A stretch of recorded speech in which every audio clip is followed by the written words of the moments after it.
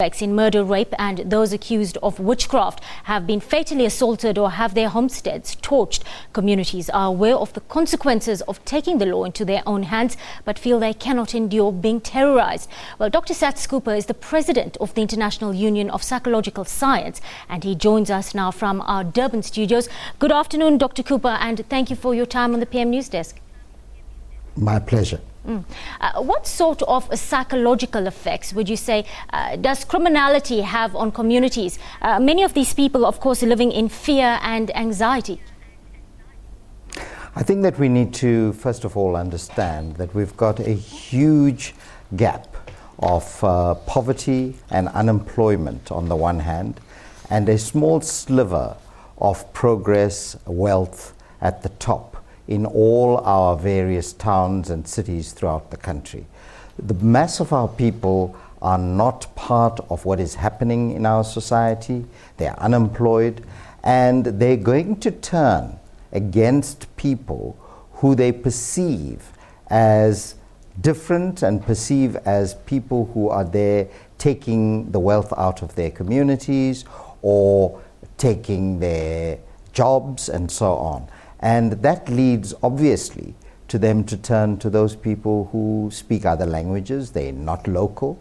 And we've seen that over the last few years. And that, I think, is a blight on our democracy because it indicates that communities have to resort to drastic measures to get their voices heard. But what moves some people to react with violence toward suspects and not others?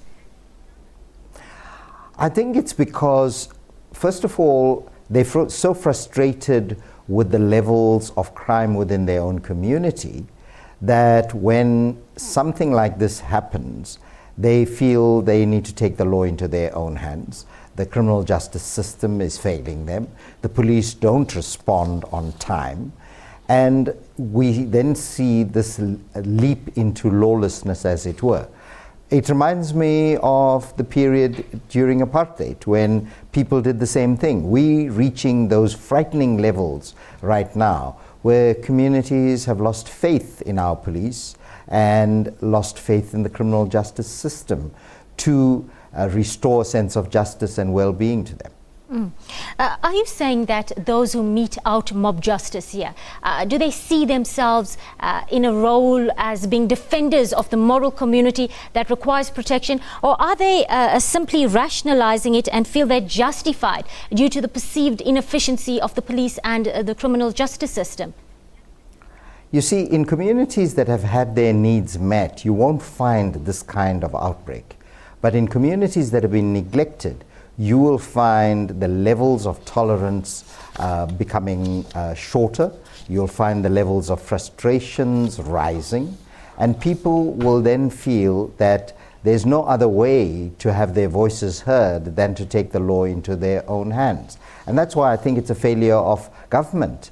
Government needs to step in to address communities' demands. Let's take one simple statistic that the previous Minister of Police gave us as at the 30th of June last year. 12,399 protests in our country, 16% of which were violent. At the beginning of this year, the Commissioner in Gauteng indicated that some 20+% of the protests were violent.